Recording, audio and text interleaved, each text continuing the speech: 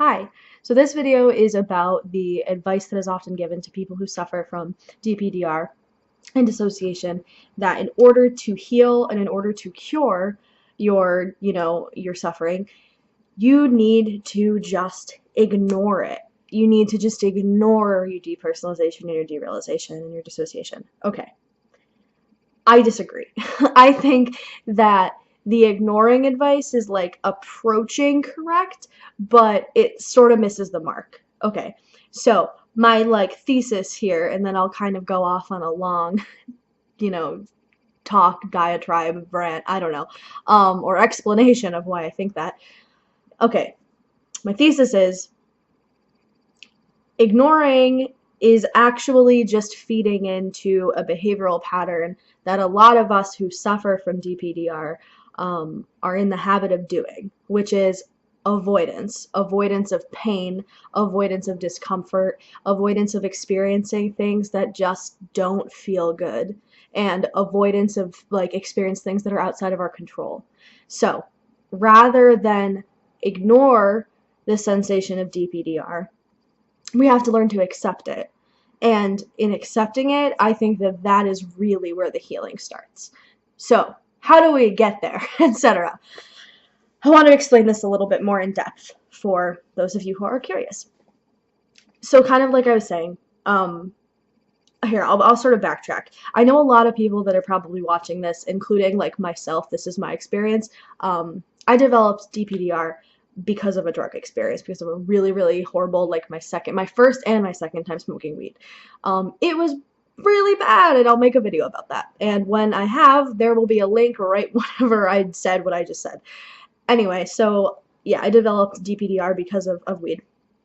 But through a lot of therapy and self-reflection, what I have discovered is like, yeah, like I had the really intense, like acute, stressful, horrifying experience with dissociation following weed, and while I was high. Was not a high. Yeah, like that's true, but it's kind of like only part of the entire picture of my life and my suffering. Because the truth is, like, I was approaching flat out dissociation for a long time, like growing up the way that I did, and my coping mechanism, even though I'm sure young me would hate that to think that this was true about herself, was avoidance and was escapism. Like, it's escapism. There were clues all throughout me growing up. One, I used to feel depersonalized as a kid, like totally at random, but I could remember this sensation, and it felt like I would feel deja vu every now and then, but then like really, really rarely I would have these intense feelings of just being like totally out of my body, and it would be so uncomfortable. And I remember it happening like once in math class when I was 12. I remember happening when I was like 6 years old in a really hot arcade when I was on vacation in Maine. So it would happen somewhat, um, rarely, but it happened. That's a clue. Another clue is that, so some of you may already know this phrase, and it's not like really a clinical phrase, I don't think, but it's someone has put a name to this experience that a lot of people have, which is maladaptive daydreaming. I did that as a kid for sure, and like into adolescence, maladaptive daydreaming. Look that up. It's essentially just like literally like purposefully dissociating and getting so caught up in your imagination and daydreaming to like escape, boredom, and boredom is discomfort, right? So discomfort, outright pain. So I'm saying all of this because I know a lot of people who have DPDR are this just happened to me. Like, I had weed and it was bad, and it happened to me randomly. I smoked something, or I took some sort of drug, and it just happened, and this never would have happened otherwise. And maybe part of that is true. Like, I kind of feel like if I didn't smoke weed, I wouldn't have suffered intensely for a year like I did. But also, like, even if I hadn't ever smoked weed, and perhaps even if you never did, those really like avoidant coping mechanisms and the way that I would disconnect from my emotional discomfort, I would still be doing that. Like, I would still be doing it. Maybe it wouldn't be as intense in my face, but I would have still been suffering, right? And I think that that might be true of you too. So that's just something to think about and something to talk about in therapy, because a big component of getting past this is talking to a therapist, which is much easier to say than it is done because of money, horrible healthcare, and finding a therapist who even knows what the fuck they're talking about in terms of like depersonalization. That's hard because it's not really well known, but that's another video. I'm getting off track. Anyway, back to it. So just like reflect on how maybe you have these patterns of avoidance within yourself. And so working off the premise that we do, and people who suffer from dissociation have that on a conscious or subconscious or unconscious level, whatever. So intentionally or unintentionally, they do it. Like telling somebody who's in the midst of intense suffering and telling somebody who has these negative, I don't know, these maladaptive coping behaviors to ignore their discomfort, to me is like, no, like, don't do that. Do not do it, because you're telling them, you're reinforcing this behavior that's just going to keep causing them to suffer long term, right? So instead, my advice is to accept it. Learn to, like, let yourself feel intense things. And that includes feeling the intense, like, fear that follows depersonalization. Because in my view, a lot of what dissociation, or at least dpdr, involves are issues with control and trying to solve the problem of dpdr, instead of just accepting that you're experiencing it. And, you know, I think I want to have like a little disclaimer here. dpdr can be disabling, and I know, and I lived it, and it literally, I didn't have a social life for a year because I would just lay in bed. So it was horrible.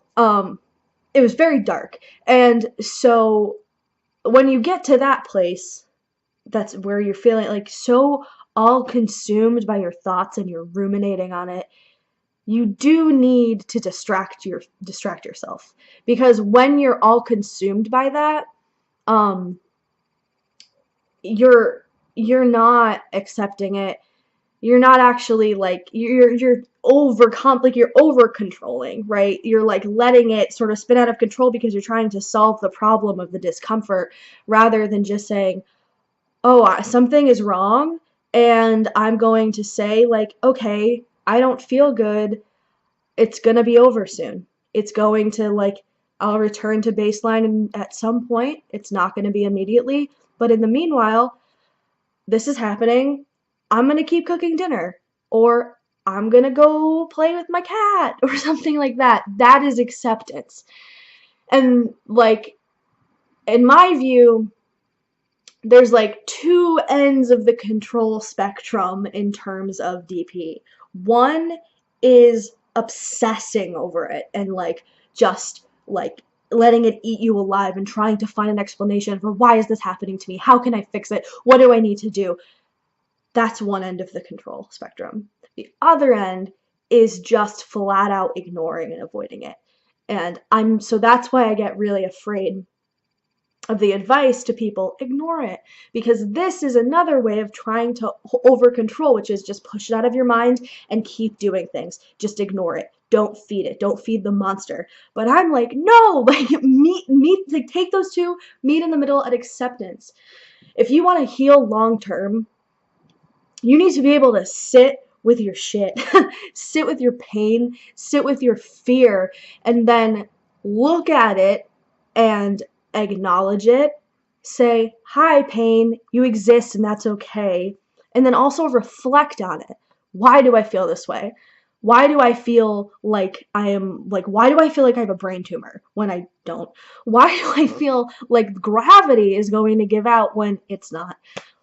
You need to think about it, and you don't need to obsess over it, but you need to consider, like, maybe I have been lying to myself about a few things.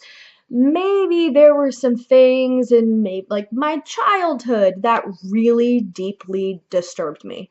Maybe there were maybe there was a relationship I had that really traumatized me.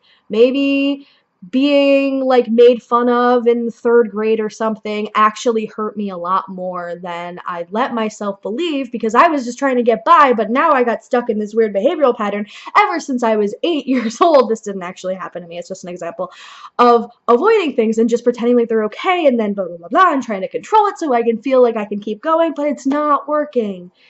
That is like a survival instinct, and that's great because you're trying to be a human being and survive and like claw your way out of things, but it's unsustainable. And like, I kind of maybe got off track, but all I'm saying is like, with dpdr, I think more often than not there's some really really deep stuff at work here, and it's behaviors that are entrenched, and there are thought patterns that are super entrenched, and they've been there maybe a lot longer than you think. And by accepting the discomfort, you're, like accepting an inability to always be in control, which I think is central to healing. And then also, you're giving yourself the opportunity to really like look at yourself and your life experiences and validate and affirm that you have hurt before, and that you've made it out alive, but that it's okay that you were hurting, and it's okay that you still are. And like, that to me is so critical in getting over this. You need to like cut the avoidance. You can't keep doing it. So that is why I think we should not tell people, and we should not take the advice at face value that in order to cure your DP, you need to ignore it. In order to cure your DPDR, you need to learn to accept discomfort, and you need to learn to release control. You need to learn to not try and problem solve all the time. So that's my pitch about this like method of healing. And if you want to explore these methods of healing more, I highly recommend, first of all, reading the book Overcoming Depersonalization Disorder by Fugan Neziroglu, I think is the name. So yeah, the book is Overcoming Depersonalization Disorder, and the two like therapy methods that are used in that book, or that he talks about in those books, that book is ACT, which is acceptance commitment therapy, and then DBT, which is dialectical behavioral therapy. So read up on those two things. Look up like Google like ACT worksheets or DBT worksheets, and definitely check out that book. It's not super long, and it's really accessible, I think. So, and it was really central to my healing process, like a lot. Like, I read it when I was in the midst of things, and it kind of saved my life. Like, it was really helpful. So anyway, let me know what you think about this. I hope that there were some nuggets of wisdom in here, maybe, and I hope that you have a good night. And if you're suffering right now, I hope that like it releases, and you can go on a walk or feel better or eat something tasty or play with your cat. I keep thinking of these three things because they're things that I like to do. But really, if you're suffering right now, know that it is not forever. I will end all of my videos this way because I need to like hammer this home to every single person in the entire world. Your suffering is not forever. Even if it feels that way right now, it will end. I promise. Okay, take care.